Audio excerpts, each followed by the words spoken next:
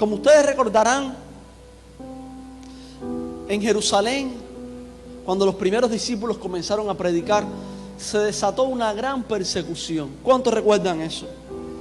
¿Cuántos recuerdan la persecución que se desató a tal punto que uno de los más eminentes predicadores de la historia de la iglesia en sus inicios, el diácono Esteban, fue muerto precisamente por la predicación, perseguido y martirizado por la persecución? Pues entonces muchos cristianos tuvieron que salir huyendo de la ciudad de David. Muchos cristianos tuvieron que salir huyendo de Jerusalén por esta persecución. Hombres, por ejemplo, como Felipe, el evangelista, llegó hasta Samaria y comenzó a predicar, y un gran avivamiento vino sobre Samaria. Luego continuó su camino hacia Cesarea. Otros pues fueron a Chipre, a Fenicia, y algunos llegaron a Antioquía. Y en Antioquía se estableció una iglesia de la que hoy quiero hablarte. Una iglesia poderosa. Una iglesia cuyos primeros miembros, cuando llegaron ahí, que eran judíos que se habían convertido al cristianismo, eran discípulos de Jesús, no quisieron predicarle a los gentiles, sino que solamente le querían predicar a los judíos, y muy probablemente así lo hicieron por temor, por la persecución que se había desatado en Jerusalén. Pero un importante grupo de esos cristianos, de esos creyentes de la iglesia de Antioquía, decidieron hablarle también a los gentiles. Yo quiero invitarte a que vayas a Hechos capítulo 11, versículo 19. Dice así la palabra del Señor: ahora bien, los que habían sido esparcidos a causa de la persecución que hubo con motivo de Esteban, pasaron hasta Fenicia, Chipre y Antioquía, no hablando a nadie la palabra, fíjense ustedes, sino solo a los judíos.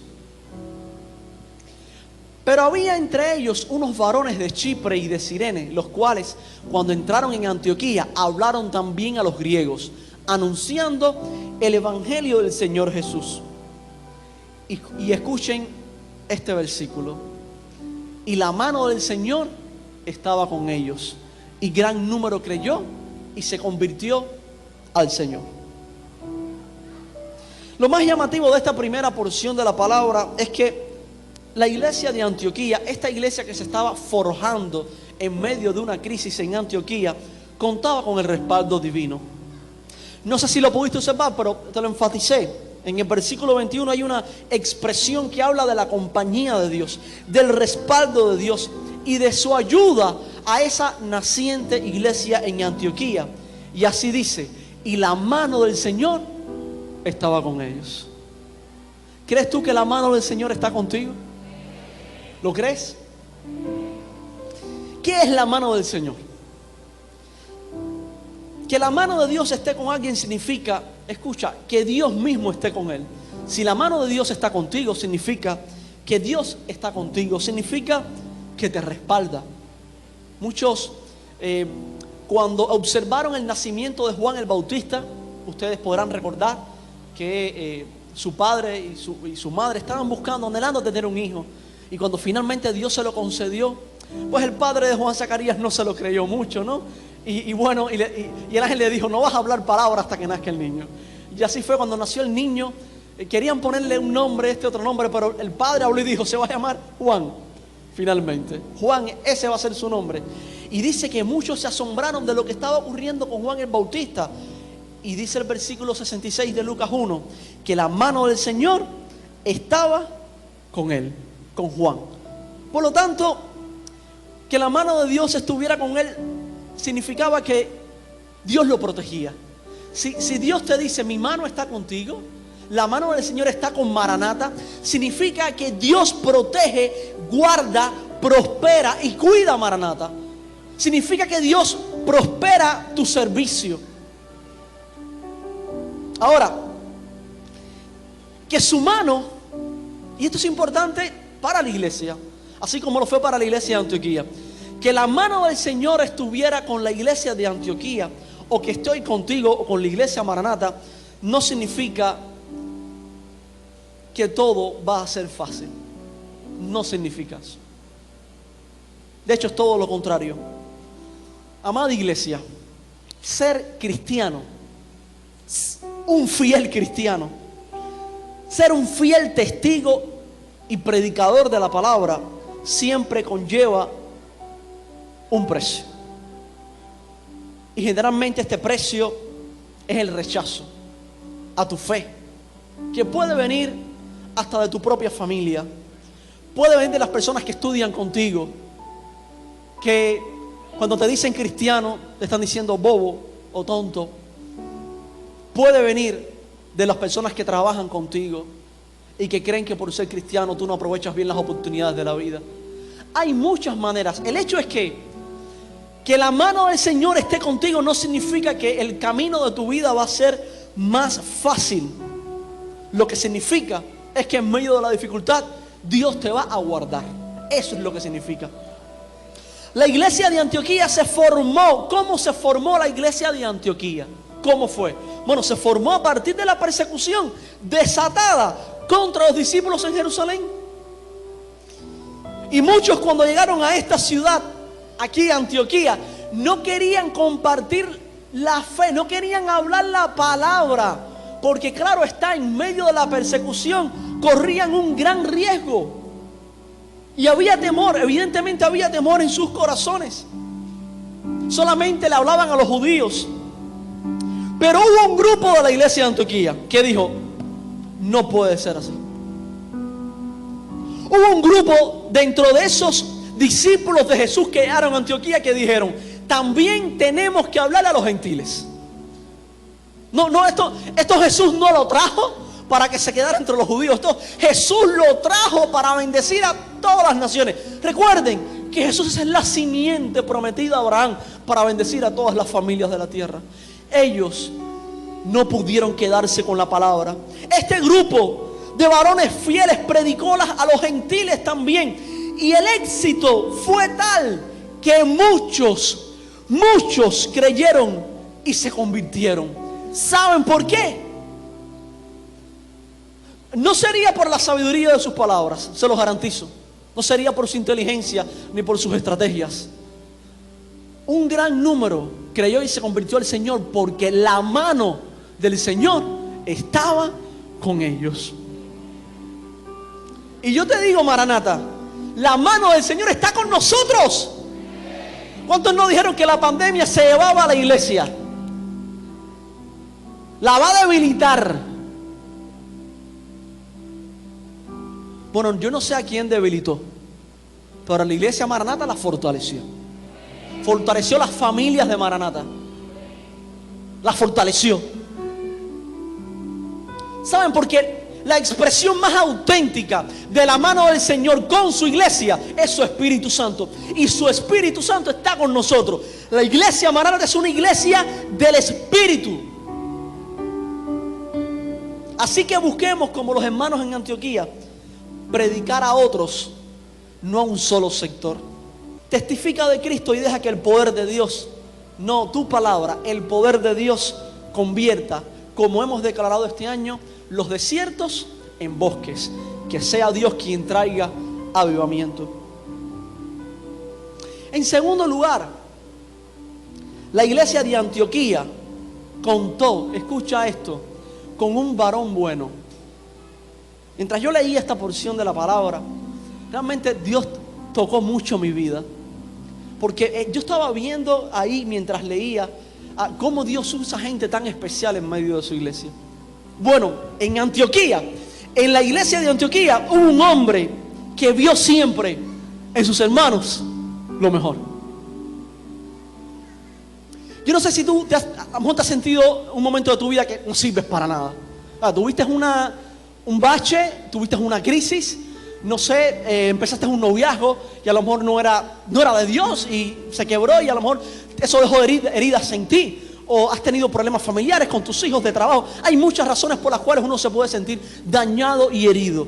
Los seres humanos estamos llenos de heridas y llenos de marcas.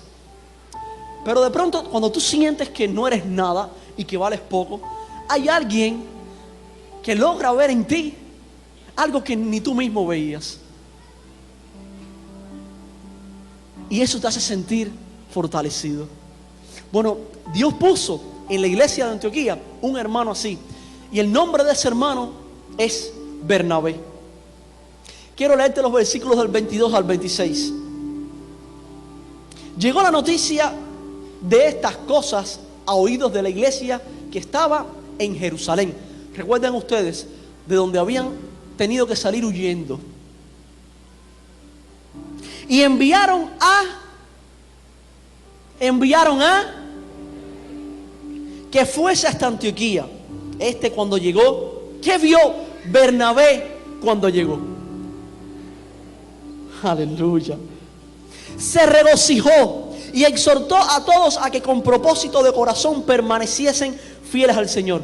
Porque Bernabé era, mis hermanos, escuchen esto, Bernabé era varón bueno y lleno del Espíritu Santo y de fe, y una gran multitud fue agregada al Señor. Después fue Bernabé a Tarso para buscar a un hombre llamado Saulo, y hallándolo, lo trajo a Antioquía. Y se congregaron allí todo un año con la iglesia y enseñaron a mucha gente. Y a los discípulos se les llamó cristianos por primera vez en Antioquía. Un poco de contexto nos vendría bien para entender lo que está ocurriendo en este lugar. En el momento en que estos acontecimientos son narrados, hay grandes contradicciones en el seno de la iglesia. Ustedes recuerdan, Jesús era judío. Y muchos judíos, cuando se hicieron discípulos de Jesús, creyeron que el mensaje de Jesús nada más que era para los judíos. Y no querían compartirlo con los gentiles. Y esa es la razón por la cual, cuando la iglesia de Jerusalén se entera de lo que está ocurriendo en Antioquía, Dios mío, judíos y gentiles, vamos a enviar para allá a alguien, a un hombre que pueda supervisar lo que está ocurriendo en Antioquía, para ver qué está ocurriendo entre judíos y gentiles que ahora resulta ser que han creído en Cristo. Y cuando Bernabé llegó, ese emisario de la iglesia de Jerusalén, ¿qué vio Bernabé? ¿Qué vio Bernabé cuando llegó a Antioquía? Bernabé vio no judíos y gentiles, no vio personas de diferentes razas, no vio diferentes grupos generacionales, los jóvenes y los adultos. Bernabé vio la gracia de Dios. Usted se imagina, en medio de las contradicciones, en medio de las peleas que se estaban dando entre un lugar y otro, porque en dependencia de cómo mires a tu hermano, así será tu palabra para ese hermano. Si tú tienes ojos de amor y si tú ves la obra que Dios está haciendo en la vida de tu hermano, tus ojos ven eso y tu palabra se enfoca en animar lo que estás viendo. Muchos de nuestros hermanos caen. Mira, déjame decirte, yo sé que la pandemia a algunos los zarandeó un poco, pero si tú no ves a tu hermano hoy y sabes que debía estar aquí, por favor, preocúpate por él. Hazle una llamada, visítalo. Hermano, te animo a que vengas y te congregues. No, es que yo no te puedo explicar lo que hice durante la pandemia. Ok, lo que hayas hecho, vamos a dejarlo entre tú y el Señor. Reconcíliate con el Señor y ven a adorar con tus hermanos. Este es el pueblo de Dios, que se compone no de gente perfecta, sino de gente que batalla continuamente. Esto es una carrera, una gran maratón que estamos corriendo todos, que tenemos que apoyarnos, tenemos que ayudarnos. Cuando Bernabé llega, hay mucha gente especial en la iglesia, así que le podemos llamar Bernabé. Y a tal punto fue especial este hombre, que Lucas les dedicó una de las palabras más hermosas que usted puede encontrar de una persona en toda la Biblia. Lucas dijo de Bernabé. Recuerden, Lucas es el escritor del libro de los Hechos. Lucas dijo de Bernabé: Bernabé era varón bueno, lleno del Espíritu Santo y de fe. O sea, aquí no solamente estamos viendo a un hombre de Dios, Bernabé, que tiene buenos ojos para la iglesia, que ve la gracia de Dios, sino que tenemos a un hombre como Lucas que fue profundamente impactado por el ministerio de este hombre y que cuando mira a su hermano, tiene palabras que reflejan la obra que Dios está haciendo en su vida. ¿Usted se imagina qué lindo? Que alguien venga y me pregunte: mi hermano, ¿cuál es tu opinión de Anabel? Y que yo le diga: mi hermana Anabel es una mujer buena, llena del Espíritu Santo y de fe. ¿Qué opinión usted se lleva de Anabel? Bueno, pero Anabel deberá tener algunos defectos. Sí, mi hermano, seguro que los tiene, pero es una mujer buena, llena del Espíritu Santo y de fe. Hermano, ¿ustedes creen que con ese tipo de enfoque en la vida cristiana se puede meter el diablo? No se puede meter. No se puede meter, porque donde hay armonía y hay unidad está la presencia de su Espíritu Santo. Está Cristo morando en medio nuestro. Nosotros debemos vernos reflejados en la vida de este hombre. Y les confieso que yo en la persona siempre he sentido una gran admiración por este hermano Bernabé.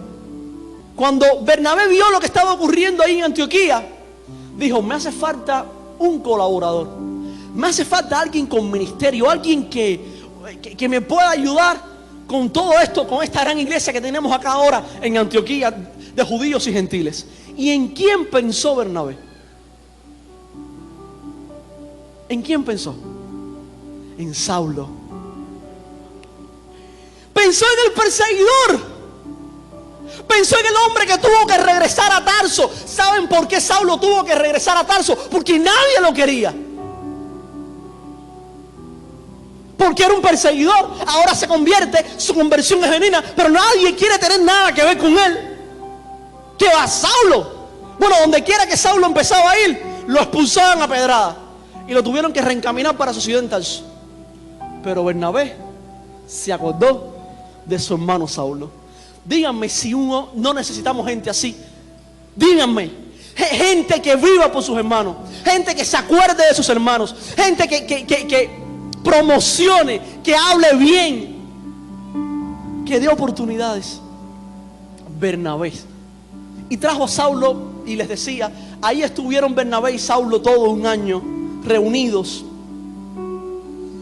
Y la identidad, que es algo que me llama profundamente la atención en esta iglesia de Antioquía, la identidad de esta congregación de discípulos llegó a ser tan sólida y fuerte que justamente allí, ¿qué nombre recibieron por vez primera los discípulos de Jesús? ¿Cómo se les empezó a llamar? Tremendo, hermanos, de aquí arriba, porque ahora con Nasobuco yo no les escucho nada. Cristianos. Sí. Se les empezó a llamar por vez primera cristianos, lo cual me recuerda un principio importante para la vida cristiana. La identidad tiene que preceder al nombre. Miren, hay un gran debate, un debate erudito que no tiene ninguna trascendencia para la vida cristiana, pero que es importante quizás conocerlo. Algunos creen que no fueron los discípulos de Jesús los que se llamaron a sí mismos cristianos, sino que aquellas personas que los conocían a este grupo, los empezaron a identificar como seguidores de Cristo, por lo tanto cristianos. Aquí lo que es importante, sea que haya sido un autonombramiento o que los hayan nombrado un grupo de afuera, aquí lo importante es esto, es que ellos llegaron a ser conocidos por ese nombre, por su testimonio. Su identidad fue tan fuerte que los empezaron a llamar de esa manera. Pero no debería ocurrir al revés. Nadie tiene que conocer mi identidad por mi nombre. La gente debería conocer mi nombre por mi identidad. Yo no tengo que poner un cartel afuera de mi casa que diga: aquí vive Josnier el cristiano. Yo preferiría que la gente dijera: ahí vive Josnier, ese es cristiano. ¿Se dan cuenta la diferencia? Sí, Reinilda, ahora tú pones ahí en la casa que vive Reinilda la cristiana. La gente no sabe si es tu nombre o es un paladar.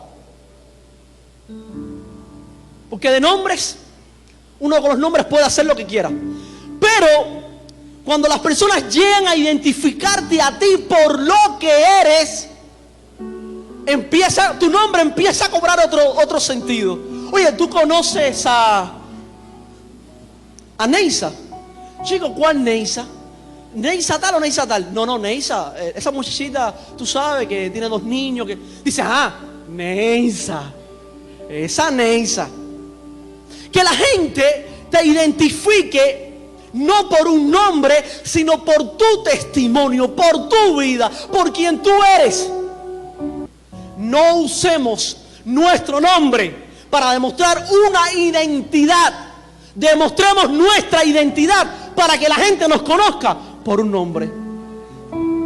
¿Tú quieres demostrar que eres cristiano? No lo digas. Actúa como cristiano. Eso es todo. Eso es todo, mi hermano.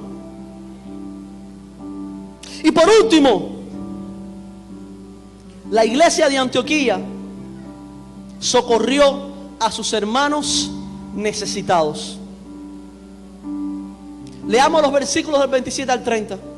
Dice así: en aquellos días unos profetas descendieron de Jerusalén a Antioquía, y levantándose uno de ellos, llamado Ágabo, daba a entender por el Espíritu que vendría una gran hambre en toda la tierra habitada, la cual sucedió en tiempo de Claudio. Entonces los discípulos, cada uno conforme a lo que tenía, determinaron enviar socorro a los hermanos que habitaban en Judea, lo cual en efecto hicieron, enviándolo a los ancianos por manos de Bernabé, nuevamente, y Saulo. Yo quiero llamar la atención sobre algo acá.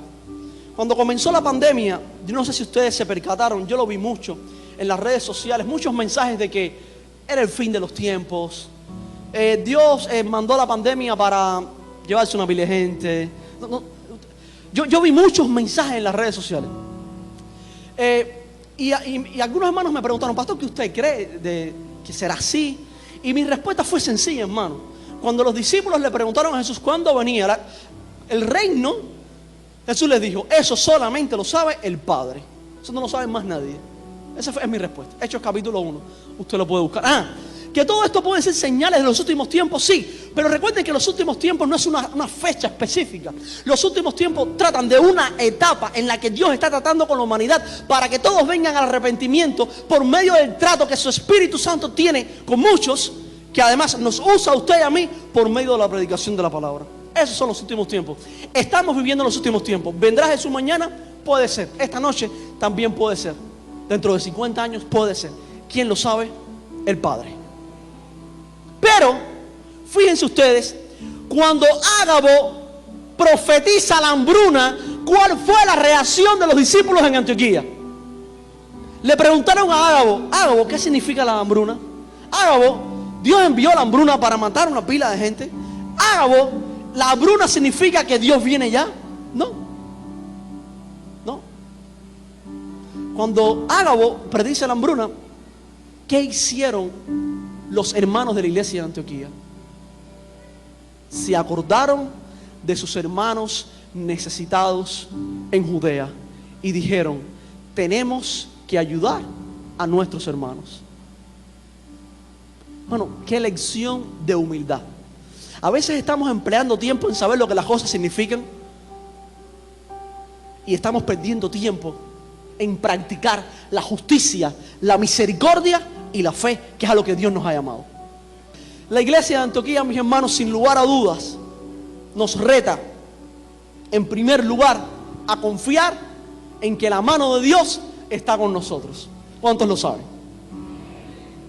En segundo lugar, nos reta a ver a las personas con los ojos de Bernabé, que cuando ve la iglesia, ve a un pueblo lleno de gracia y a hermanos llenos de amor.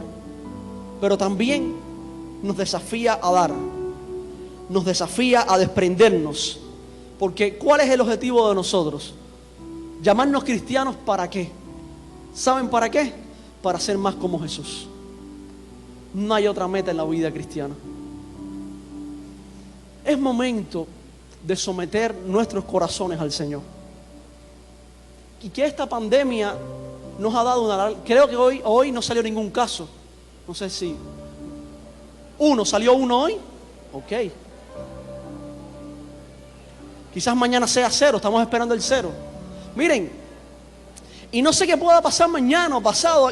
En fin, ustedes saben que vivimos en un mundo ahora que hoy puede ser una cosa, mañana puede ser diferente, porque esta pandemia ha sido terrible.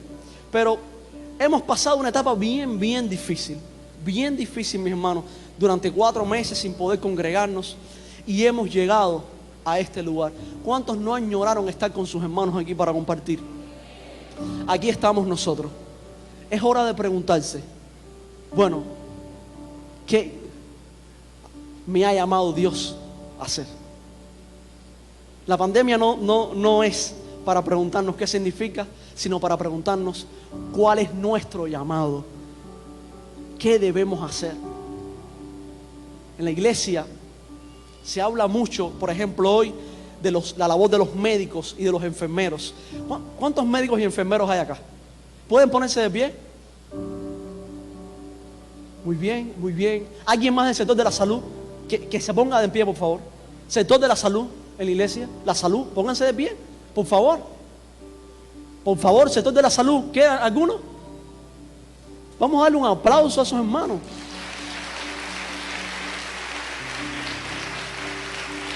Gracias.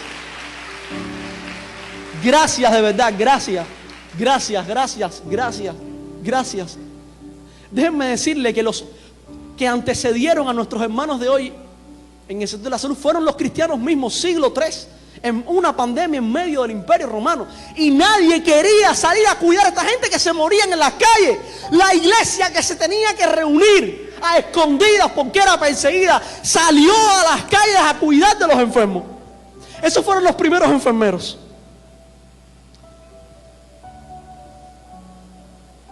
Y yo he cumplido mi responsabilidad con las autoridades. Me he cuidado, he usado nasobuco, me he hecho cloro en las manos, me he hecho cloro en los pies. Estoy tan limpio que ya no sé ni qué voy a hacer. Pero nadie puede impedirme que visite a mi hermano. Y si muero visitando a mi hermano, muerto estaré con el Señor, vivo para Él. Pero yo no me puedo esconder por temor a qué. Nosotros como creyentes tenemos que ser muy obedientes a las autoridades, pero no podemos olvidar el propósito con el cual Dios nos llamó. Tenemos que salir a veces de la burbuja en la que nos queremos encerrar, compartir lo que tenemos, dar lo que tenemos. Tenemos una palabra que es poderosa. El mensaje más vivo del evangelio no es quiero decirte que Jesucristo te ama. No es quiero decirte que Jesucristo te ama, Dios está contigo y yo también. Ese es el mensaje de la iglesia. Hemos ayudado a como a 300 o 400 hermanos muy necesitados durante la pandemia, y hubiéramos querido hacerlo más. Necesitamos, por supuesto, y queremos hacerlo más. Y en la medida en que haya más ofrendas y vamos a distribuir más y más, porque queremos llevar ese mensaje de la iglesia de que se ocupa de las personas que están necesitadas, sin hacer distinción entre uno y otro. Cuando uno da, no lo hace por recompensa. ¿Saben a lo que me refiero? Vaya, te has ganado el jamoncito. No, la iglesia no hace eso. La iglesia no da recompensas. La iglesia tiene misericordia. La iglesia da a aquellos donde nada llega. Ahí se muestra el amor de Dios. Ponte en pie.